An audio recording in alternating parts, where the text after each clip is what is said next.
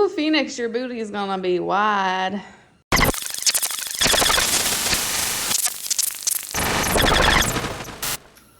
Hey Carmmunity, welcome back. It's Cora again with EvoPhoenix. In my introduction video that I did with her, I mentioned a surprise that was arriving on Monday. It is laying all around my garage now, if you can't tell, by the side skirt extensions and the side skirts laying on the floor and the fenders. Phoenix's Veris wide body version 2 has arrived, and it's some pretty awesome, beautiful carbon fiber. I'll tell you what, there's no shortage of tape and bubble wrap in those boxes. Hardware to install and instruction manuals. But so what we're gonna do is we're gonna unpack these boxes because I've got to inspect them just to make sure everything's in tip-top condition, and so far so good. And then we're gonna kind of lay it out around the car to get a visual. So.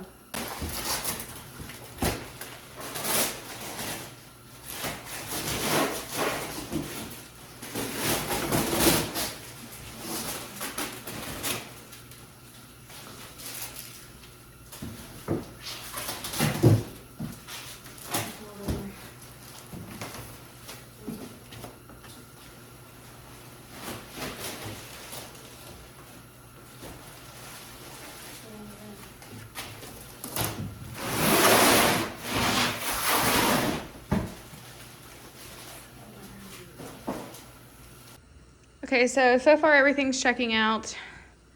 We're only placing things on the one side of the car because we do not have a very big garage, but it's a decent size.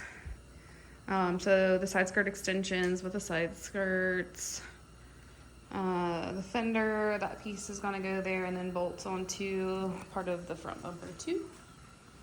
I have the lip that goes underneath the front bumper in the living room unwrapped. I just don't want to put it on the naked floor yet and scratch it up. Look inside one of the boxes. We already took some of the stuff out, but yeah, I'd say if you're not very good at putting puzzles together, body kits are probably not for you. A lot of assembly required.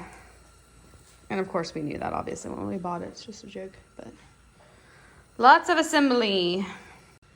Ooh, Phoenix, your booty is gonna be wide. Of course, we're just holding things and about aware it'll be somewhat. Yeah. It's gonna be nice, very nice. So fun fact, Hubs and I noticed while we were doing all this that Phoenix sits at the height. It's not stock height. I've lowered her a little bit.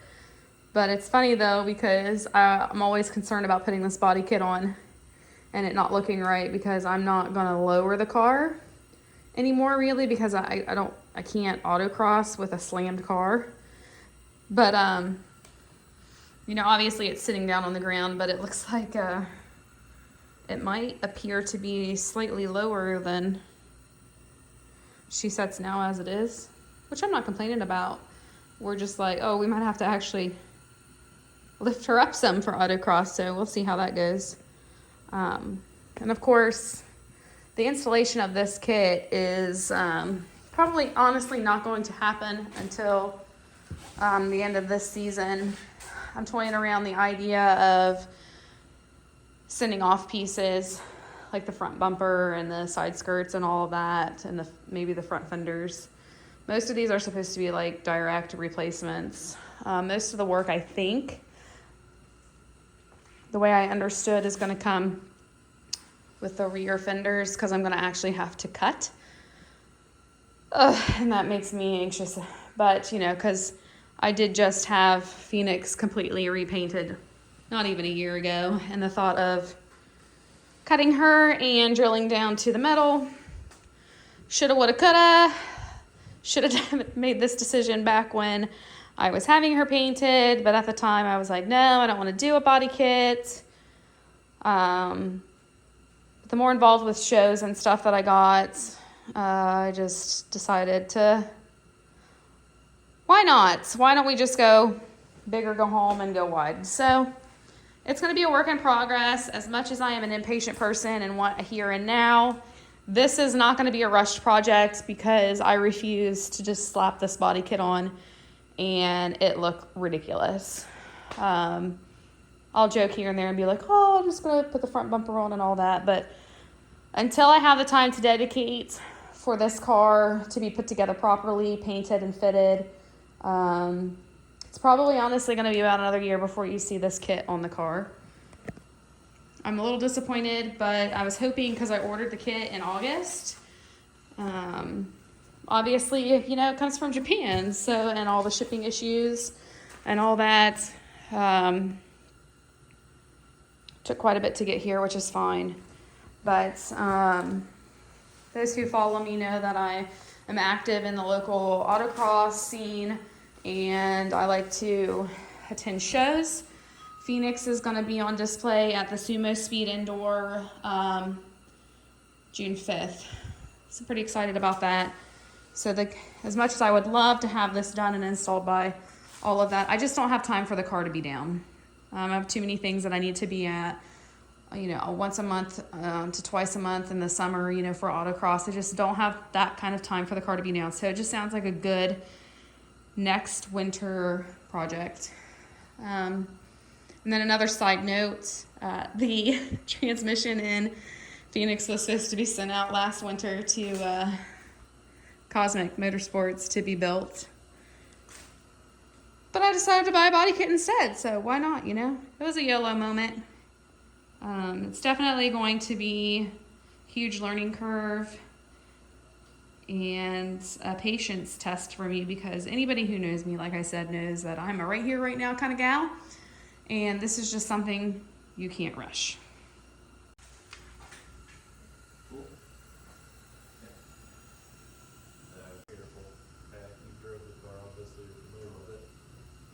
So now that you've been given a look into what is in Phoenix's far but near future with the Veris wide body kit, we're going to give you a little bit of a peek into the next episode that we're working on. As most know, I autocross with Phoenix, and I was having some issues in the middle of some of my runs. If anybody watches any of the videos that I post, you'll hear like a ding, and you might hear me say, oh, lost it again, and then a ding, and it's turning back on. My AYC pump was giving me some issues where we thought that it was not working right. It was shutting off in the middle of runs, turning back on randomly and all that. But again, Phoenix has almost 200,000 miles on her original AYC pump. With that said, miles, probably time to change it, maybe. But sneak peek, we've already got it off the car, obviously. Take a look at this bad boy and see how nasty and grimy and all that. You'll see us purge it where we think it's not working and all that jazz. So make sure you tune in to next episode.